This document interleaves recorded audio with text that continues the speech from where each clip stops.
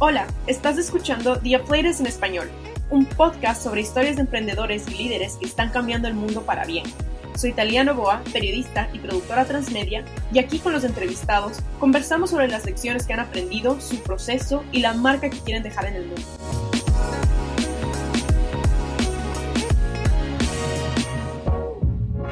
Bienvenidos a otro episodio de Affiliates, versión en español. Hoy día nos acompaña Rafael Rosales, oriundo de El Salvador, estudiante también de Management en Harvard y aparte de eso, un activista por la educación, por el acceso a la educación. Bienvenido, Rafael, qué gusto tenerte hoy día. Buenos días, Celia. Para mí es un placer estar con ustedes ahora. Muchas gracias por la invitación. No, a ti, muchísimas gracias. Y bueno, para empezar, quisiera comenzar preguntándote cuál es tu historia. Yo sé que es una pregunta amplia y que podría ser de respuesta eterna o muy, muy corta. Entonces puedes abordarla y responderla desde la lista que gustes. Sí, la historia de Rafael Rosales es muy enfocada en la educación. Me gradué de una escuela británica en El Salvador. Después fui a estudiar a Texas A&M. Estudié logística y manejo de los sistemas de información.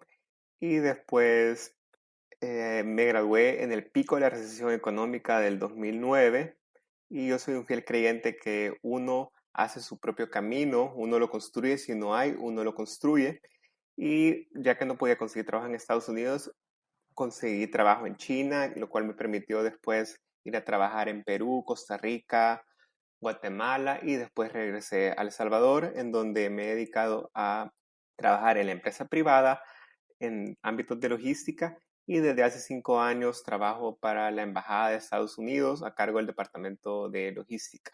Nunca me imaginé que iba a estar trabajando en una embajada, ya que no consideré que el sector público o gobierno necesitara un departamento de logística y la vida ha tomado cierto camino inesperado. Ha sido muy gratificante. Esa es mi historia en síntesis. Buenísimo, muchas gracias por compartirnos eso y además haber resumido estratégicamente tu respuesta. Quiero preguntarte un poco también sobre tu activismo por el acceso a la educación. ¿Me podrías comentar un poco más al respecto? ¿Cuáles son tus ideas? ¿Cómo te estás involucrando? ¿Y qué fichas estás moviendo? Sí, claro, con gusto. Como mencioné, estudié en Texas A&M y ahí fue donde yo me di cuenta que la educación es el gran ecualizador en esa sociedad. ¿Por qué comento eso, Talía? Porque tuve la oportunidad de ser compañero de otros latinoamericanos cuyos papás les pagaban la universidad. Yo estaba con beca completa. También tenía compañeros que sus papás habían sido inmigrantes ilegales y el estado de Texas les había dado acceso a la educación, lo cual para mí es fenomenal. Y tenía compañeros, obviamente, de Estados Unidos. Y los compañeros que eran hijos de inmigrantes ilegales se dedicaron, también estaban con beca y se dedicaron a estudiar una buena cantidad, se graduaron con buenas notas, calificaciones y yo he podido ver cómo el impacto de la educación ha tenido en la vida de ellos y de sus familias. Ellos han logrado conseguir buenos trabajos o montar sus propias empresas y cuando lo contrasto con el paso del tiempo y las elecciones que hicieron mis compañeros de Estados Unidos, que no estudiaron mucho o se retiraron, la calidad de vida de estos compañeros, hijos de inmigrantes, ha sido mucho mejor. También lo he logrado contrastar con mis compañeros de colegio, de escuela, que no estudiaron o no se dedicaron mucho a la educación y he visto cómo muchos de ellos han logrado progresar. Como mencioné, para mí la educación es el gran ecualizador en esta sociedad y como forma de ello, desde el 2014, todos los sábados de 8 a 12, doy tutorías a niños de escasos recursos. A mí siempre me ha apasionado la química, la física y la matemática. ¿Y por qué lo hice? Porque me di cuenta que muchos de ellos estaban desertando la escuela, ya que los profesores no les podían dar mucho énfasis o no les podían dedicar tiempo. Y como tú sabrás, la educación es algo un poco personalizada, no todos aprendemos de la misma manera. Y invito a grupos de niños, no más de 6 a 7 personas, les doy tutoría personalizada de esos temas y les cuento un poco mi historia de cómo yo logré conseguir beca completa para estudiar en el extranjero. Les cuento cómo la educación les puede cambiar la vida y no solo les doy tutoría en cuanto a los temas académicos, sino que también en temas de la vida. Les cuento experiencias mías, cómo me ha costado a mí sobresalir, costearme los estudios, y con eso he logrado ver que ellos se mantienen en la escuela, no desertan, y eso los motiva a que empiezan a salir mejor en sus notas, empiezan a entender mejor el material, y eso los motiva a seguir continuando y lograr comprender que sí es posible obtener una educación universitaria. Gracias por hacer esto para nuestros niños latinoamericanos, al menos en tu país, ¿no? Y quería preguntarte, digamos, aquellos que les interesaría replicar tus acciones, ¿cómo podrían hacerlo en sus propios países, en sus propias ciudades, localidades? ¿Qué nos recomendarías hacer? Bueno, sí, primero que todo estar atento a los temas sociales que estén pasando, y mi recomendación sería hablar con personas, no solo quedarnos tal vez en nuestra burbuja, en nuestro círculo social. Yo de hecho aprendí esto porque en el 2014 estaba trabajando en una empresa de logística, y la persona que hacía la limpieza me pidió ayuda en su hora de almuerzo a que le enseñara matemáticas. Y conversando con ella me di cuenta que habían personas igual que ella, y me contó que su hija, que tenía 10 años, ella tenía 25, la había tenido una edad súper joven, por eso no había podido educarse. También necesitaba ayuda y asistía a una escuela dominical que se le dice aquí en El Salvador, que es estudios bíblicos. Me puse en contacto con esa escuela bíblica, ofrecí mis servicios y todo fue dando ya paso. Entonces mi recomendación sería tratar de hablar con las personas tal vez que no están en su círculo social o con quien normalmente no conversarías, porque es muy enriquecedor conocer otras facetas de la vida. Sí, de acuerdo. Y además de también que siempre es importante también como interactuar con espacios, dinámicas que son muy diferentes a las que estamos acostumbrados en nuestro propio círculo. Creo que como tú dices, nos abre la mente, nos hace reflexionar, nos puede hacer más empáticos. Entonces, gracias por mencionar esto, es súper importante.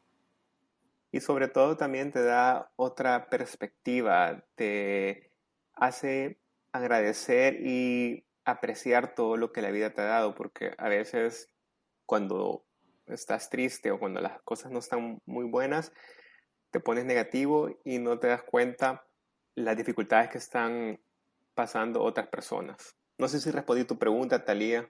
No, sí, totalmente. Y además de eso nos proporcionaste una buena reflexión sobre la gratitud y sobre la solidaridad. Entonces, sí la respondiste y nos diste más también. Pero bueno, siguiendo como a la siguiente pregunta, y ya respondiste un poco de esto, pero si podrías quizás ser un poco más específico para esta pregunta. ¿Qué rol o qué importancia tuvo tu educación para el desarrollo de tu carrera? Fue fundamental. De hecho, yo empecé en Texas A&M estudiando ingeniería industrial, y el segundo año, al principio de mi segundo año, llevé una materia llamada manejo de operaciones, donde nos informaron cómo usar los inventarios, y me introdujeron a la idea de los inventarios, que en realidad las compañías lo veían como un mal necesario, y el profesor nos enseñó que había una cantidad grande de dinero atada al inventario de productos en las bodegas, y si se utilizaba de manera eficiente podía reducir el cash flow, la cantidad de dinero que una compañía invertía. Entonces ha sido fundamental porque yo estudié manejo de la cadena de suministros y eso es en lo que me he dedicado. ¿Y por qué decidí estudiar? Porque el profesor nos puso como ejemplo. Él daba consultoría en un hospital de oncología de cáncer, y nos explicó cómo obtener los suplementos quirúrgicos que cuestan un montón en el momento correcto. Era caso de vida o muerte. Entonces me dije a mí mismo, Rafael, si eso se puede aplicar a industrias como hospitales, supermercados, almacenes, claro, yo tienes que entender que era un joven de 21 años, no sabía mucho de la vida. Ahora todo esto suena lógico, y eso fue fundamental para mí construir esa carrera, y me ha permitido ir trabajando en empresas como Unilever, Avianca, la aerolínea, una empresa llamada Dollarama, que es canadiense, de productos de $1 un dollar store. También me ha permitido trabajar en empresas de logística y actualmente en la embajada. Entonces ha sido pivotal porque decidí cambiarme de ingeniería industrial a enfocarme a esta carrera de manejo de la cadena de suministros y también saqué manejo de los sistemas de información, que ha sido un buen complemento para poder manejar los sistemas de inventarios o sistemas como SAP u Oracle. Buenísimo. Y bueno, ahora ya no hablando propiamente de la formación académica o universitaria, sino más bien en cuanto a la influencia, o sea, cómo influencian las personas de nuestro alrededor. ¿De qué manera las personas de tu círculo cercano, sean mentores, amigos, familia, te han inspirado? Ok, sí, mi mamá ha sido una fuerte inspiración, ya que ella no logró terminar su carrera universitaria y siempre me dijo que deseaba que mi hermano y yo tuviéramos un grado académico. Ella ha sido fundamental, pivotal para que yo siga educándome cada vez. Y un poco relacionado a tu pregunta, a medida que he ido sacando certificaciones, diplomados y educándome más, he ido compartiendo ese conocimiento con amigos, personas. He creado un programa para pasantes dentro de la embajada para ir agarrando personas de universidades y introducirlas al ámbito de la embajada para que cuando se gradúen tengan un espectro más amplio de lo que es la vida laboral. Les he tratado de inculcar todo el conocimiento que he obtenido, tanto en el ámbito laboral como en las certificaciones, en la educación que he cursado. Lindísimo. Entonces también estás hablando de una retribución, como de give back, de alguna u otra manera. Exacto, y tú tocaste un punto muy importante. Yo, desgraciadamente, no he tenido mentores, siempre busqué mentores en mis profesores o en jefes, pero creo que estaban demasiado ocupados para darme tiempo. Entonces me dije a mí mismo, que si nadie quiere ser tu mentor, entonces tú vas a ser tu propio mentor y cuando ya puedas, vas a ser mentor para mentores para otros. Y eso es lo que he tratado de hacer creando el programa de tutoría cada sábado. Lindísimo. Muchas gracias por compartir eso con nosotros. Y ahora, bueno, en cuanto a tu vida, y quizás esta pregunta pueda ser un poco metiche o invasiva, entonces por favor también siéntete cómodo de responderla en medida de cómo tú te sientas cómodo. Y es cuál ha sido la decisión más difícil que te ha tocado tomar hasta el momento. No, para nada. Yo soy sumamente abierto en mi vida y por eso accedí a esa entrevista. Me siento halagado.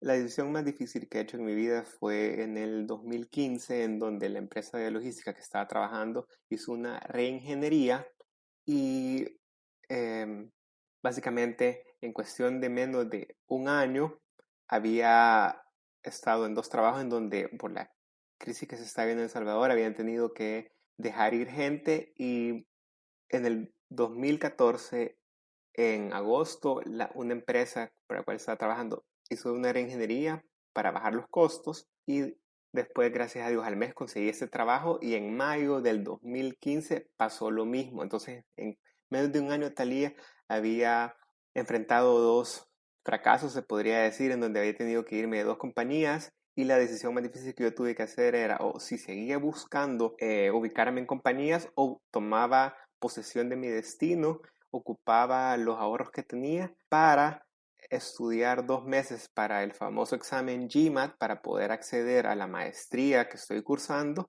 ¿Y por qué fue una decisión difícil? Porque ambos de mis papás estaban sin trabajo y solo contaban con mi salario. Entonces tuve que tomar el riesgo de 2 meses dedicarme solo a estudiar, no buscar trabajo, que ese fuera mi único énfasis. Y fue una decisión bastante difícil porque a los 2 meses tomé el examen, no obtuve un resultado satisfactorio. De hecho, saqué 350 de 800, que no es una muy buena calificación.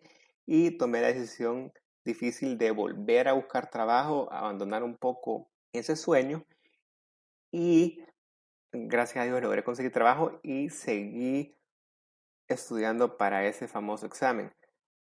Respondiendo explícitamente a tu pregunta, la decisión difícil fue, ¿me arriesgo a estar 2 meses sin trabajo, solo viviendo de mis ahorros y poniendo en básicamente peligro la supervivencia, se podría decir, de mi núcleo familiar? Entonces sí fue una decisión que me mantuvo despierto por lo menos una semana, según recuerdo. Y eso pasó exactamente hace 5 años, para ser curioso e irónico de lo que estamos hablando. Muchas gracias por abrirte con nosotros en esta entrevista y compartir eso. Estoy seguro que también alguien que esté pasando o pasará o haya pasado por algo similar, resonará, tu anécdota resonará con ellos. Sí, y lo que quisiera agregar es que les invito a los oyentes a que sigan sus sueños, a que no abandonen sus metas y por más difícil que se ponga la situación, no abandonar las metas ni los sueños, luchar por ellas firmemente. Ese es el mensaje que quisiera transmitir. Lindísimo. Ya saben, hashtag determinación en este caso. Y bueno, siguiendo con lo siguiente, ¿qué tipo de impacto te gustaría que tu trabajo tuviera en las personas? El impacto que quisiera que mi trabajo tuviera en las personas es que las invite a ser mejores, a ver los temas desde un ángulo diferente y a siempre retribuir, como tú has dicho.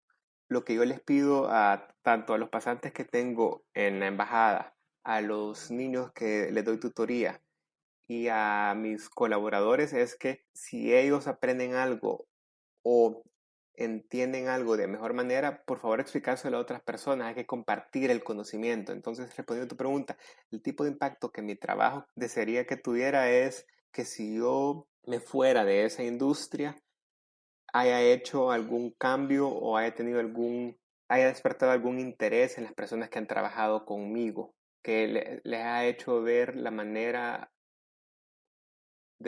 vida, perdón, de manera diferente. ¿Por qué digo esto? Porque me he fijado que en la empresa privada acá en El Salvador y también en la embajada he llegado y siempre han sido normas establecidas, maneras firmes de pensar y yo he llegado y he tratado de innovar, de decirles, ok, esta es una manera nueva de ver las cosas, tratemos esta opción y siempre les he dicho a todos mis colaboradores, si esto fracasa, yo voy a asumir toda la culpa. Y eso me ha ayudado a que ellos estén más dispuestos y abiertos al cambio. Me considero un agente de cambio,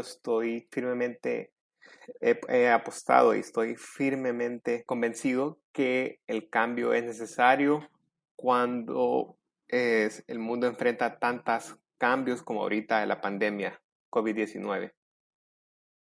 Sí, totalmente de acuerdo. En especial ahora, cualquier cosa que solía pasar, digamos, está más enfatizado o agravado por el COVID.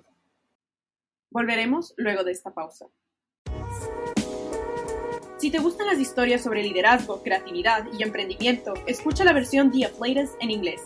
Con más de 100 episodios, el programa presenta líderes de diferentes campos y backgrounds, incluyendo a personas que han roto el récord Guinness, panelistas de TEDx y profesores de Harvard.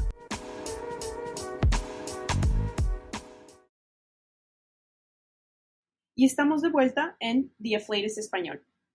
Bueno, ahorita saltando a preguntas de tipo recreativo o cultural, digamos, o de entretenimiento. Si pudieras vivir un mes o estar atrapado en un mes, por un mes, en un show de televisión o en una película, ¿cuál sería? ¿O cuáles serías? ¿Cuáles serían, Me, perdón? me gusta un montón la serie Suits, no sé si estás familiarizada con ella, es sobre abogados y te enseña un montón sobre determinación, a seguir tus sueños, a ser perseverante. ¿Y por qué quisiera estar en ese show? Porque siento que tiene un montón de enseñanzas. Muestra cómo una persona que no creía en sí mismo, que es Mike Ross, es el protagonista del cual estoy hablando, encontró varios obstáculos en la vida, varios limitantes y aún así logró educarse él mismo. Yo me identifico mucho con ese personaje que es autodidacta, se enseñó a él mismo y ha logrado sobresalir. Me encanta esa serie porque toca varios temas sociales y también un montón de los personajes que aparecen en esa serie hacen ejercicio. Yo soy fiel amante del ejercicio. Si me pudieras preguntar, Talía, para ti, Rafael Rosales, ¿cuál es una fuente de felicidad? Te diría que para mí correr o hacer ejercicio eso es lo que me hace feliz, me da endorfinas y me motiva a seguir trabajando y dando todo de mí. Entonces varios personajes en esa serie hacen ejercicio, yo me identifico con eso y también son fiel creyentes en la educación y en seguir mejorando, en educarse constantemente. Muy bien. Y bueno, ahora hablemos de comida, que es algo con lo que todos nos relacionamos. Y es justamente como una persona latinoamericana, particularmente de El Salvador, y que además también ha vivido una importante parte de su vida ahora en Estados Unidos. ¿Cómo te vinculas? ¿Cuál es tu relación con la comida, considerando todos estos diferentes backgrounds tuyos? Sí, la conexión a la comida es muy importante. Como dicen, es comida para el alma. A un montón de individuos se les llega por medio de la comida, del estómago, obviamente. Y entonces el nexo que tengo con la comida es muy importante porque no solo es una fuente de nutrición, si tú comes de forma adecuada, tu cuerpo va a responder acordemente. Y a mí, yo soy una persona que le encanta los postres. Tengo un sweet tooth, como dicen en inglés. Y más que todo, en épocas difíciles, sí busco los postres para reconfortarme y para sentirme bien. Es una manera de, Y no shame con eso, por si acaso.